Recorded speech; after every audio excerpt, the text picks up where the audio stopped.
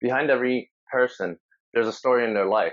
Now, some of those stories are epic, some are interesting, some are random, and a whole lot of other descriptive words could be thrown in there. And when a person is unique and they didn't take a normal path in life that most people go through, they tend to have a good story to tell, no matter what that story is. I'm one of those people that took a unique path in life to get where I am today. And that's going to be the story that we're going to be sharing in this video today. I hope you enjoy it.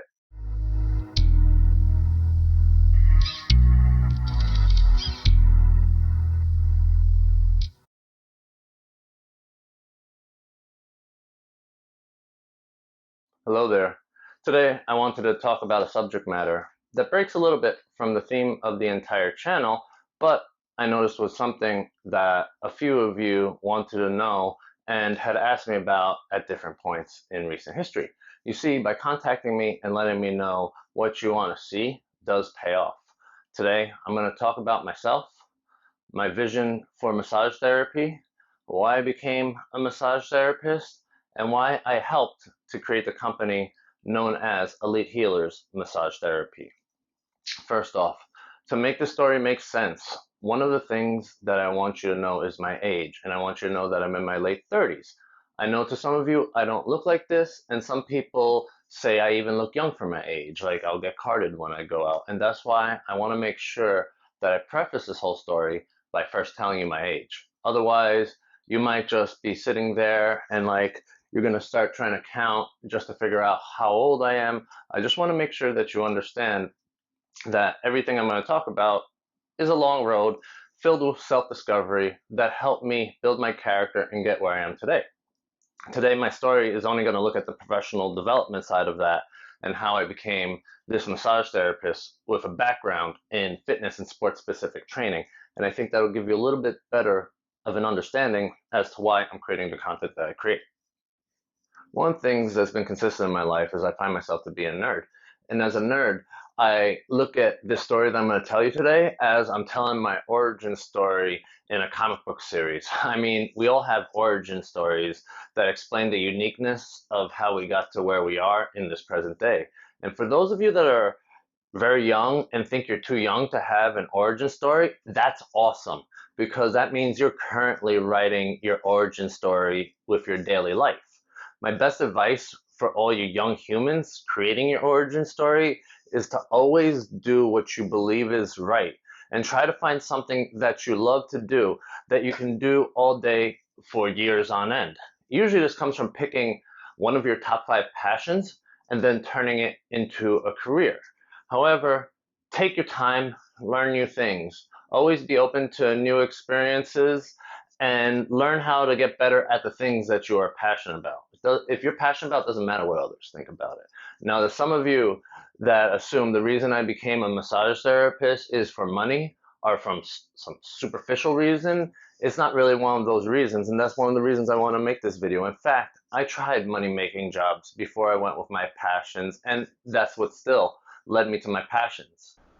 Why I work in the field of massage therapy and became a massage therapist can be summarized into that old phrase of, if you do what you love, you'll never work a day in your life. The one thing that they leave out when they tell you that saying is that figuring out what you love to do means you're going to have done enough of what you don't like to do to know what you're passionate enough about doing. So from 17 to 22, I was really clueless as what I wanted to do with my life. I was just learning to make decisions. But you know how that goes. During that age range, we have to go to college, we have to declare our major, otherwise we're not looked at as taking our lives seriously for our adulthood. Before I had to pick my major in college, most of my decisions were made for me. I mean, it was even like decisions on what to eat, what time of day I should eat, where I should go to school, how many days a week I should go to church, when I should wake up, when I should shower, and even the time frame of when I should sleep. It was pretty structured. And the only thing I really got to choose was which one of 2 channels to watch cartoons on during my downtime, or what Super Nintendo video game I wanted as a form of reward for when I to all the demands that were put on me for a long period of time, like report cards, but not like quarterly report cards, like report cards for the whole year. Needless to say, living like this was structured, but it really did hinder me in the ability to make a choice. It took a few years of being in college just to learn how to make a decision, but by that time, you'll have already declared a major a year or two ago. This got me to pick two different subjects that had high reading demands just to be able to improve my ability to read. I mean, the topics interest me, but it was really about the reading skills. I figured this would let me play catch up when I figured out what I really want to do, because I was smart enough to realize I'm going to have to continue learning, right? College, what it did was help me socialize with others due to dorm life. It made me great at meeting deadlines and had also turned me into a strong reader. And two of those goals I didn't know I needed, but I had achieved them through that college experience. By 23, 24, I was already trying jobs in finance and real estate. None of the jobs made me happy. In fact, they drained me. They felt so soulless. It was painful to show up every day and fake a smile. I mean, from the moment the alarm clock rang, it was painful. This made me realize that I really needed to think about my life and do something I loved. I had to think it over, and by the time I was 24, I was ready to start all over again, seeking a career in the fitness world. I went back to school. I got my degree in athletic science and got certified to begin my life as a personal fitness trainer. Once I finished learning and I got the degrees and certificates I needed, I started a career in Equinox in the fall of 2005 as a rookie personal trainer. I loved it. I was finally working at a job that I was happy to work at. It also allowed me to grow. It furthered my education, and it gave me training not just on how to train, but on how to teach others. Not only was I happy to show up to work, but I was encouraged to keep learning and growing further as a professional. Over time, I wound up training both my clients and a few new personal trainers, as well as being a mentor to a rookie trainer. This was while learning and sometimes being paid to learn, thanks to Equinox at the time. Oh, one other thing before I continue the story. Please press firmly down on that like button if you are enjoying the story, and it helps us understand your feedback. I was finally happy with my job, and I was able to grow at a smooth pace.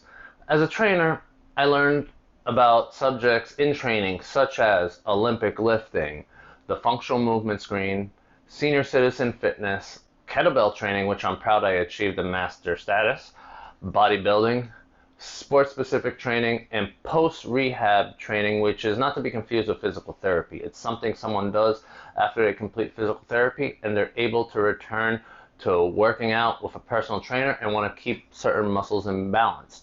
I was having fun and growing. However, after a few years, I wanted more. The life was wonderful. Don't get it wrong, compared to what it used to be before I was a trainer, but it still had many flaws. Like every few months, I'd have a new manager to deal with, which means a new personality. And after a while, the quality went down. It's like the copying. You can't make a copy of a copy. It didn't become as good quality. And eventually it became less about quality of training and more about the money. And from the employee's perspective, the money wasn't bountiful as a trainer because the company was making more than you were. As a trainer, you could get 4 promotions to the max, no matter how specialized you were. You could also get a yearly bonus that you got from productivity if you're highly productive all year, which included during those notorious slow summer months. So it made it hard to get that year-end bonus. Those details didn't bother me as much because I was highly self-motivated and still wanted to grow and understand the human body to a greater extent. The limits on how much you can make really didn't bother me. That salary cap didn't bother me because I was encouraged to grow professionally. I knew this in time could turn me into one of the biggest fish in a limited pond, but whatever. I'm the type of human that when I find something that I really like to do and it's in my profession, I'm going to work consistently and often. And I'm going to train myself, I'm going to develop myself to become as great as I can be. If that results in me being one of the greats in the industry, so be it. I just want to do good for myself. Eventually, that limited pond that I talked about would start to get to me, but let's stay on course with the story. As I completed more education and topics in fitness, I started to gain more interest in the recovery side of fitness. I got to know the massage therapist that worked on the other side of the health club, and I met some very smart and interesting practitioners who displayed a great understanding of techniques in massage therapy. There was even one guy named Johnny Brillo who introduced me to a massage style known as Lomi Lomi. I haven't met anybody else that does Lomi Lomi yet. And I learned because not many people on this planet are trained to practice Lomi Lomi. And there's only a limited number of teachers on this planet, and most of them are only found in Hawaii.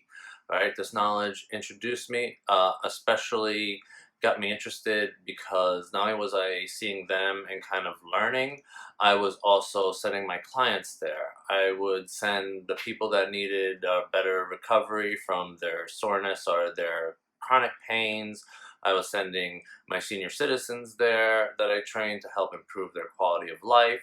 I was sending people down to the spa that wanted to like make performance gains faster for sport specific massage, and I was also receiving massage from these different practitioners while picking their brain and kind of getting to know the recovery side of everything and actually seeing how valuable the recovery side of exercise really was. And it started to change how I viewed everything in that health club.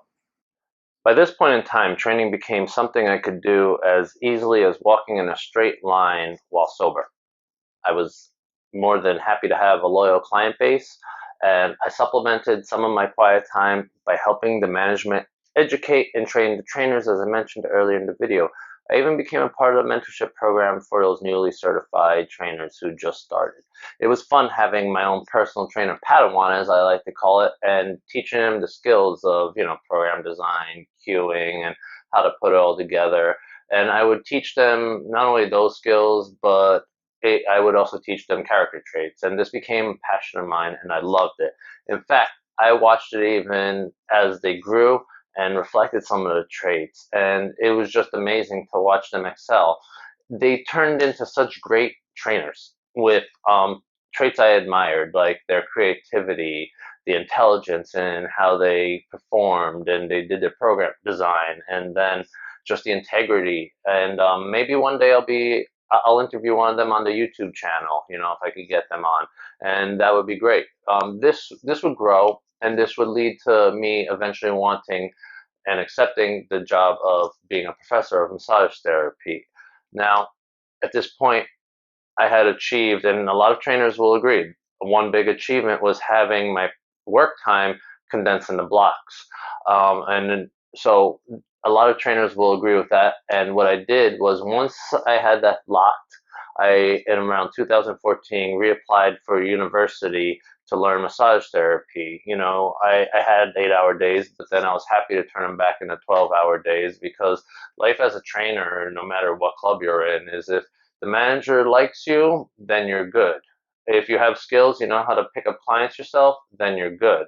But if not, it gets kind of difficult to be a trainer. It becomes more than just your skills. And if you want to ever hear about my time at Equinox and me to go into detail about that, then let me know. And maybe one day I'll make a video because, there was like a lot of interesting things. And when that New York Times article came out last year, comparing some of it to like the Hunger Games and stuff, that's when I started getting a lot of questions. But any questions?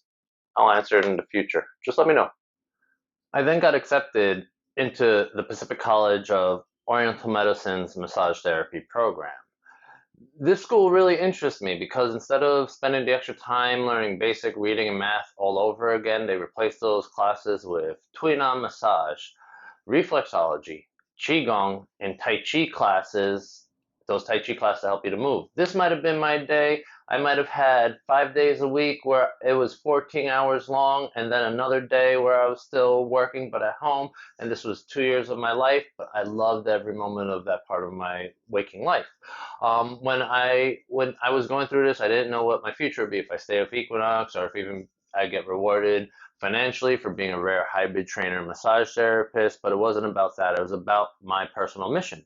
So I started marketing myself differently on social media. I was always careful about what I posted on social media. I always wanted people to see the funny side, and I always want to express the jokes, but I now focused on becoming more helpful. I wanted people to start to look at me as the expert in my field on social media that I know I was at that point in my career. So I, made the changes I needed. I became more helpful, and I also sometimes showed what it was like in a day in the life with me, both as a personal trainer and as a massage therapy student. While I was finishing up in massage therapy school, nothing immediately came of this change just at that moment. However, as the old saying goes, I kept on keeping on. I graduated at PCOM, I got my license as a massage therapist, and at that point, I had a talk with my manager at Equinox. I was trying to make my point and see if there's opportunities for me to grow financially and stay in the company, but there wasn't. In fact, the only offer I got was to add shifts to my whole day and work in two departments instead of one department. This almost felt like an insult, honestly, to me. I was not only denied a raise, but the offer they gave me felt more like indentured servitude rather than employment. As a result, I started to cut my own hours at the gym and seek greener pastures. I kept on with the social media thing. I started to meet other people and took clients outside of the gym. I didn't steal any clients, I just networked my way into business outside the gym. I already had a reputation, so it was kind of easy. I started to do training and massage therapy privately in a New York's Upper East Side neighborhood. I did this for a few months until I got a call from the head of a massage therapy department at a major university in New York. This was really due to me with that social media narrative that I was showing that whole time, about my profession. I found out my social media presence got me the interview at the university, and when they saw my resume, they liked it and they hired me. The offer was to become a part time, aka an adjunct professor in the massage therapy department, which was actually in their health sciences department. I negotiated myself a higher salary than what I had at Equinox with the equivalent amount of hours, and then I gave in my resignation letter. When I started as a professor, I kept my private clients and would train them or massage them on the off days from the days that I taught at the university. I taught the subjects of myology, which is the study of muscles, pathology, which is the study of diseases, and ethics. And I helped run the massage therapy clinic. And this was all on my days of working at university. I was working and relaxing 6 days a week. And I say relaxing because none of those days were as long as when I worked in the gym and went to school at the same time. This allowed me to have time to sleep correctly and to think about my life and think about my life I did, both the good and the bad.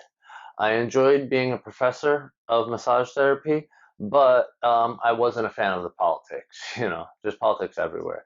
This got me thinking about working for myself full time. However, I was just beginning to write down my situation and have my vision for about being in business for myself. That vision would consistently grow over time as I continue to tell the rest of the story until Elite Healers is open. At this point, I noticed that no matter who I had worked for, there were always going to be a limit on certain things aside from the politics, and that was, on how I could care for others. And then I also didn't know when management would change and there'd be a shift in work dynamics or even a shift in income because of the shift in those work dynamics of management. By this point in my life, I started really being concerned about, financial security. It's not greedy for money, it's not desperate for money, but it's rather really the money insecurity of having someone above that can threaten your hours when it was inconvenient for them, no matter how prestigious the job. It's not just like retail. To treat someone like this is really the core to creating disloyalty in the company, or even if it's not disloyalty, getting people not to be present, for the job, thinking about other places. My logic kept me from being confident enough to be a freelancer running full time from house to house seeing clients. Besides, it was tiring. And I was in the industry for 12 years at that point, and in the early part of my mid 30s. I was done being threatened with any type of work or politics and wanted to finally put my leadership skills to their proper use. I was born with these traits, but I didn't have the confidence in my teens and early 20s to show it because I just want to fit in, you know? I really took off when I found my reason why. I can talk about reason why, but I'm not that type of speaker on YouTube. I had this vision and I kept writing it down and hashing it out, and I wanted to successfully start a business that treated all workers fairly and with dignity because that's something I noticed was missing. I wanted to be able to teach, massage, and train people by my rules, even if it changes the industry. I saw that the world of massage therapy was ready for innovation and a touch like this. I learned, and a lot of other students learn, a lot more in massage therapy school and university compared to what you see in the spas out there. Everything can and will become more technical in massage therapy. This channel is just part of that contribution. This will increase the quality of massage therapy to everyone who receives it and also help create a better understanding of how it can help muscularly for recovery and it's respected as a healing practice. Now, I laid down the groundwork to start a clinical massage place that's very similar to one I went to as a student, and then I helped run as a professor of massage therapy. And I decided to also integrate my knowledge of sports and sports specific recovery and add it to the massage therapy clinic concept in creating something new with Elite Healers. I worked on finalizing my plan, and then once December 2018 hit, I resigned from the university to start my practice. And that's when Elite Healers Massage Therapy was formed right near the beginning of 2019. I was on the ground level to my goal, but I have finally created a company that was always a dream of mine. You know, not in the direct written down sense, but dream as in it was by my rules. It focuses on providing high quality massage therapy, and its main focus is medical massage and sports massage therapy. We're a small team located in New York City. So, if you're located in the New York City area and want to receive some high quality massage therapy, go to healersmassagetherapy.com and schedule an appointment with myself or one of the other very qualified healers. I'm proud to say that with our medical grade air filter, medical grade cleaning supplies, contactless payment, masks, gloves, and protective arm sleeves are one of the most safest and hygienic environments in the New York City area during the pandemic of 2020. Something else you should know about me before we wrap up this video is for like about the last 3 to 5 years, I've had this concept of starting a YouTube channel also because I always wanted to grow that ability, like I said earlier in the video, to help more people, but never had the opportunity to do it on a level like YouTube. As I wrote lessons as an adjunct professor, I also realized how easy it would be to take these skills and use it to write scripts so I can help people on YouTube. Now, as a side effect to the unfortunate pandemic that hit, and in 2 months into those stay-at-home orders, I started this channel to be able to help out people have specific self-care to better care for their bodies. And that was the first inspiration. I had an inspiration for a series, and now it's just growing into so much more, this channel. And as I continue to live and grow, I want to help find new ways to help more people. 15 years ago, it really started that path, helping people one-on-one. And now, because of YouTube and my practice, I help so many more people. Thank you so much for taking time to listen to my origin story today and let me explain to you how I got to where I am professionally. I really do feel honored that many of you clicked on this video and stayed to watch till the very end. Now, if you want to see more videos from myself and the team at Elite Healers Massage Therapy, make sure you press down on the subscribe button, and then once you're there, press on that bell icon so you get a new alert every time a new video is released and you get to watch all the good content. Please also make sure that you leave a comment in the comment section down below and tell me what you like about this video or what you want to see in a future video, because I got fun stuff. We're going to finish up that specific self-care series, but we're going to have other things coming out soon that are fun, and I just can't wait to talk to all of you about it. So, you know, if it's already in the future, just go and find another video that you like on the channel, click. If not, stay tuned because you're going to really love it. All right, that's all for today.